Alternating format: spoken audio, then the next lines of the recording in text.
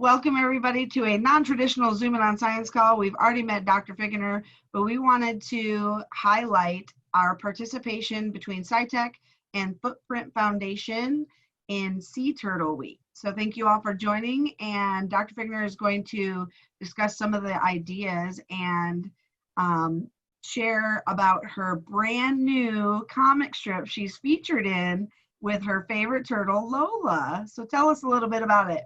Yeah, so I'm super stoked, I have to say, and because you might all be familiar with Shark Week, but the Sea Turtle community decided, why should Shark have all the fun?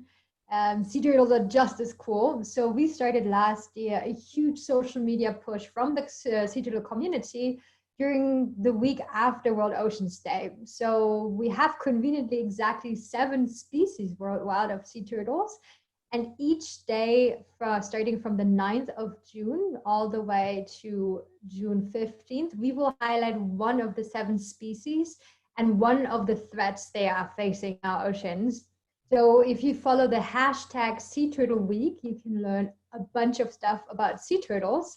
And Callie and I, we are already working on a really cool program throughout that week where you will get the chance to talk to different marine scientists. You will get the chance to definitely also talk to one other sea turtle biologist, Dr. Jesse Senko, who is incredible. He does this really cool study on how to reduce sea turtle bycatch. So that means sea turtles that accidentally are caught in fishing nets. And I don't want to tell too much already, but it's really cool stuff that he's doing. And at the end of Sea Turtle Week, we have a bunch of cool stuff where you can all participate in. So first of all, we will have a quiz, a Kahoot quiz, where you can pretty much test all the new knowledge that you might have gotten over the week leading up to it. Of course, it's all about sea turtles. Then we will have an art contest where you can give us some ideas about how you think sea turtles should look like, or whatever. Like, your creativity is like, you can do whatever you want. And then I'm actually going to try and show you, this is kind of a sneak peek, I would say. I didn't plan that, but I just decided I'm going to do it.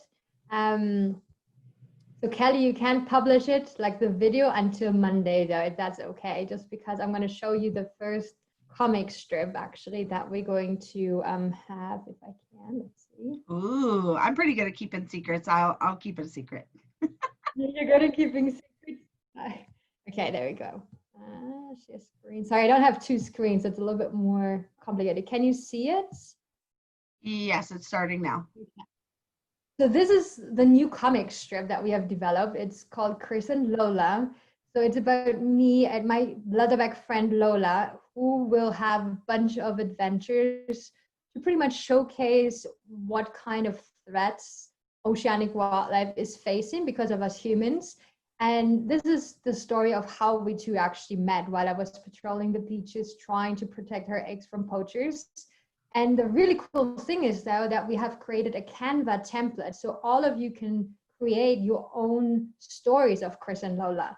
And that will be another competition at the end, that we want you to pretty much create your own comic, your own story, showing us one of the species that you have learned about, well, one of the other 6 species, and one of the threats that you've learned about. So yeah, that is kind of the whole idea about it. Did I forget anything, Kelly? I think we're going to ask the CSOs, we're going to ask you to engage in the social media push, right? So now that one of the most influential women in the sea turtle community, right? She made the YouTube video famous of finding the straw in the turtle's nose. You know her, you've met her now, and we want you to talk about Sea Turtle Week, and we want you to share on any social media you have, or even just telling your family and your friends to go visit the hashtag. I posted in the chat the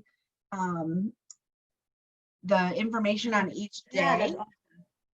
And if you guys go to the website, there's so much, and you can see all of the different turtle organizations that are supporting this push. So like she said, you've heard of Shark Week. So Turtle Week, right? Sea Turtle Week, it's really important that we help them get the message out. And I feel like Chris or Dr. Figner is now a member of our CSO family, and it would be really helpful if we help her celebrate. So that's really all we wanted to Like touch base with. Yeah. What do you guys have any questions?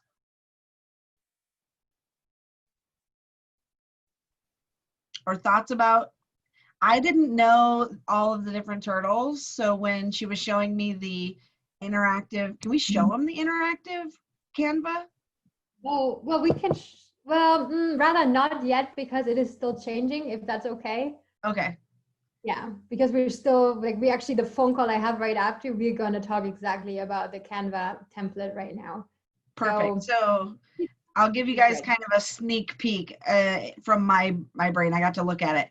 The idea is that you'll be able to be in a comic, Chibeni. You'll be able to drag and drop different profiles and create online a comic strip. And so it'll be pretty cool because you'll be able to manipulate her characters. You'll be able to put in the 8 different types of sea turtles. There's a really creepy guy that's a poacher that's trying to steal the poor sea turtle's eggs. But you can create the whole story and write the comic strip. But Chibeni, if Chris can have a comic strip all about her, I'm pretty sure you could do a CSO comic strip about your adventures. if you're good at drawing, like I am not, so I came up with the stories, but I had somebody else draw it because like I said, I can't draw. But if you can draw, please feel free to not use the Canva template, but come up with your own comic, like draw it all yourself. If you want to be in your own comic, don't totally do it. Just try to keep to the rules of the 4. I think Kelly has like a whole list of it. It should be like 4 frames. It should somehow be related, of course, to the sea turtles as well that we talked about. But please, yes, absolutely. Well, Chibeni, I'm going to give you a storyline. You've now met CSO Chibeni from Kenya meets Dr. Chris Figner from Footprint Foundation, and he goes out and he tells people to save the turtles. But you got to pick a favorite turtle. Or you can actually put yourself into like Costa Rica, or I'm visiting you in Kenya and you're showing me your turtles. Or you'll be finding a turtle that is like entangled in fishing line on the beach, and you have to help me because you're in Kenya and you know everybody there. You have to help me to save that turtle together with Lola. There's so many cool stories that you can come up with if you know how to draw. Please, yes, absolutely. I would love that. Oh, who's talking about Visco Girl? You are not allowed to be the evil poacher. I created Visco, by the way. I actually, that is so funny because I had to look up a while ago who are Visco girls. Unless he's going to be convinced, unless Austin, you are the evil poacher who changes his mind because he meets Dr. Chris. Well, that is actually how our project started. Most of our local assistants, at least in the old days, not so much in nowadays time, they used to be poachers because they have so much knowledge of the beach and the turtles that is like everything that I know from books, but they have grown up on those beaches. They have observed those turtles every single night. And they are so good in finding, for example, nests that we have missed and those kind of things. So we really made collaborations with poachers in the very beginning and convinced them to start working for us rather than go out poaching. So how many, you said that the turtles are on the beach already, they're laying eggs in Costa Rica. What, can you just describe a quick overview of what that process is, that they, wiggle up onto the beach, lay their eggs and wiggle back, or? Yeah, kind of. I love it, Benjamin. Good one. Sorry, I shouldn't read, I think, the comments, but they're good. Yeah, so usually what happens is sea turtles nesting is kind of a 6-stage process. So it is, the turtle coming out of the water, kind of crawling up onto the beach, and then she's trying to look for a good space. And during that process, it's what we call in Spanish, which I like so much better than English, it's actually, she's making her bed because she starts throwing sand with her front flippers. And in English, it's called, she makes her buddy pit. And then once she kind of feels, okay, this is a cool spot and I'm actually going to nest, she uses her rear flippers to really she's so super dexterous, like hands, to dig the egg chamber. So that takes another about 10 minutes. And once she's done, and most species, the sign that they're done is actually that they're going to cover their tail with one flipper. And that is the moment when she starts dropping her eggs. And that would, for example, be the moment as well where we would put a plastic bag or some other, like actually I found just recently biodegradable bags where we can relocate the eggs in under her cloaca, and we let the eggs drop in. And then she's done. And if the eggs would still be in, and even if we took them out, she doesn't know that, she's going to cover the nest with her rear flippers. And then once the whole nest is covered up, she's going to start camouflaging the area. So she's going to throw a lot of sand all around to pretty much create decoy nests and also disturb the area a lot more. So predators are not able to find her nest as easily. And it also makes it actually more difficult for poachers to find the eggs. But there's unfortunately, of course, tricks how you can still find them, which I'm not going to tell you right now, especially not Austin, who's still planning to become a poacher. So yeah, and after she's done that, she's just going to crawl back to the ocean. And usually we will see her in about 10 days for leatherbacks and 14 days for hawksbill turtles. And both species nest about an average 5 to 7 times per season. And then they go off onto a migration for about 2 years where they go feeding and become fat again to produce more eggs. And then they come back and nest again. So I had one other question about how many eggs do they lay at what time? So it depends on species again, because leatherbacks lay really big eggs, and sometimes, so we always say on average they come 5 to 7 times, but I had females that came up to 13 times. So Atlantic population of leatherbacks is laying about 80 to 130 eggs in one clutch. So that times 7, for example. And hawksbill is actually up to 200 eggs. Oh my goodness. Kind of yeah. Wow. Cool. Well, I answered all my questions. Anybody else have any questions about the week? You guys are so silly about the Avengers and oh yay. You have a question, Josh? Well, you disappeared. I don't know where you went, Josh. Josh, are you there? Oh, the evil Austin. I'm posting it in the chat. Oh, okay. Yeah, Danya, good question. Actually, all sea turtle species are in danger of extinction. So every single one is listed by the IUCN. So that's the organization that is issuing the red list of endangered species. So there's of course differences. So for example, the most endangered species are the Kemp's Ridley and the hawksbill turtle. And but we also started assessing different populations because, for example, the leatherback turtle globally does okay, but the Eastern Pacific population of leatherbacks is pretty much almost extinct.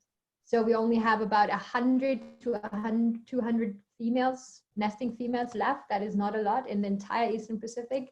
And the prognosis right now is that we might not have leatherbacks by like 2025. Wow. So that's really bad, yeah. To just give you maybe like a perspective, so one of the beaches I've worked on the Pacific used to be the biggest leatherback nesting beach for a long time. So in the 80s, so that's not even, or like even early 90s, they had about 1,000 nesting females and up to 7,000 nests per season. But last year, they didn't even have 10 nesting females. And just to give you like an idea of the magnitude of the issue.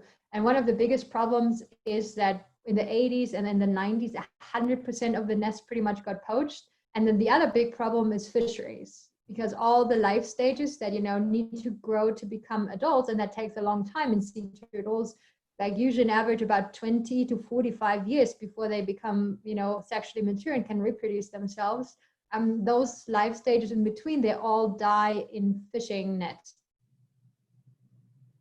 You don't like the ocean much, Danya? That's too sad. It's scary. No, maybe it's because I almost drowned when I was a kid, but I don't know. That's probably a possibility. Yeah, we had this call with, who were we talking to? The world, or the CEDO people in Sonora or somebody, or Shark, maybe it was Shark sharks for kids we were talking to. And you were like, yeah, no, I'm not at all about the ocean, but I'm There's two questions. good. We asked of how many eggs make it to adulthood. So for the eggs, it's quite difficult. So we start, let's say we have 100 eggs. In a natural nest, it's only about 50 to 60% that even hatch. And then we say about 1 out of 1,000 babies make it to adulthood. So that means, like, for example, on my beach, we're producing about 30 to 40,000 babies, which seems a lot. But if you then kind of calculate it down to adult state on, it's only about 30 to 40 adults that we're producing, right? And we're actually producing a lot. So there is projects that maybe produce like 1 or 2 adults, like when you calculate it down. And there was another one. Oh, is poaching evolving similar to computer hacking? Yeah, you know what, actually, which is quite interesting, is the demographics of poachers has changed over the years. So in the beginning, when I started 13 years ago, we were actually working more with poachers that poached out of necessity. So because they needed to, feed their family, that means they were actually consuming the eggs, or if they needed money, they sold those eggs. Nowadays, what we're actually seeing is 2 things. One thing is that a lot of the poachers in certain areas, not all of them, are actually substance abusers. So that means they are drug addicts, and they are actually exchanging the eggs for drugs, because the people that are selling the eggs in like kind of an organized style are the same ones that are also drug smuggling in Costa Rica. So that is kind of one of the really sad developments. And the other thing is that a lot of young kids that kind of feel like, oh, I want to know a new iPhone, so mom and dad doesn't want to give me the money because I don't know, so they go onto the beach and steal turtle eggs, which is kind of the lazy way of going about it instead of like doing hard work. And both of those groups are actually not becoming more sophisticated. So it is actually to our luck, I guess, that a lot of those poachers are not as good in finding eggs anymore as they used to. So especially in the larger species, the leatherback and the green turtle that have really big flippers, and the eggs are buried because of that a lot deeper, it is not that easy to find them, even if you are trained on it and whatever. And yeah, the new ones are not as good. And so what happens is, which is again sad, is then sometimes they don't wait until the turtle is laying her eggs, but they actually cut her open and then take her eggs. Sorry, Danya. I know, the reality of life. Yeah, so that's kind of the poacher story. But not every, the world isn't gray. It's not just black and white. And I want people to understand that just because somebody is poaching doesn't make him necessarily a bad person. That's a good lesson to learn, to be quite honest, because sometimes people that are not in our work are very easily judging other people. And I think you have to walk in their shoes for quite a bit to really understand of why they're doing certain things. Yeah, what can you do to help these endangered species? You might not believe it, but even if you don't live close to the ocean, there's actually a lot you can do. So first of all, you can look at the way how you live your life. So how much plastics are you, for example, using? That's a big thing, because 80% of the plastic that we find in the ocean is actually from land-based sources. So if you are able to lower your plastic footprint, that helps my turtles in the ocean as well. Another good thing is, if you like fish and seafood, make sure that it comes from a sustainably caught source. Because like I said, one of the biggest problems we have is turtles dying in fishing nets. So that's another big thing that you can do. Of course, you can always, if you have some money to spare, make some donations to groups that are actually helping sea turtles. And if you ever have a chance and support, for example, local tourism, because those tourism activities usually work as alternative to poaching, go and do that. Because first of all, it's an incredible experience to see a sea turtle nesting. And second of all, you will actually support with your money then these people that otherwise might go out and poach on the beach. What else do we have? I'm in Kahoot. Yeah, Danya, you're right about that one. But you can always change. That's the good thing about it. You don't need ocean life. I recently learned about land and water pollution in my health class. Trash on land goes into storm influence. Yep, very good, Josh. Exactly. Austin asked about multiple Oh yeah, species of sorry. turtles on the same beach. Does that Yeah, happen? that's a really good question. So yes, on the beach, for example, that I work on right now, we have 3 different species nesting. So we have the leatherback turtle, we have the green turtle, and we have the hawksbill turtle. So they use the beach sympatrically. That's kind of what we're saying. The interesting thing is there is a little bit of a temporal division. So leatherback nesting season is starting in March and runs till August. So we're kind of at the end of their nesting season. And hawksbill and green turtles start nesting in like April, May. So they are just starting and it runs till October. And they do use, at least between greens and hawksbills, they do use different parts of the beach. So hawksbills are smaller and very agile. So they are actually walking. When you see every track of a hawksbill, they actually have alternating flipper tracks because they walk up the beach. Whereas green turtles and leatherbacks, they're really heavy, and the main muscles that actually help them to move in the water are located in their chest. And so they're not able to move that alternatingly anymore. So they put themselves up on the beach. And it also means they need pretty much open water to even leave the beach. Whereas hawksbills are able to climb even over rocks and corals. So that means we have on our beach, we have one side that is kind of covered on our, well, where we have where we have coral reefs kind of located right in front. And that is the area where our hawksbills love to nest, where our greens like, you know, the part of the beach where it's more open.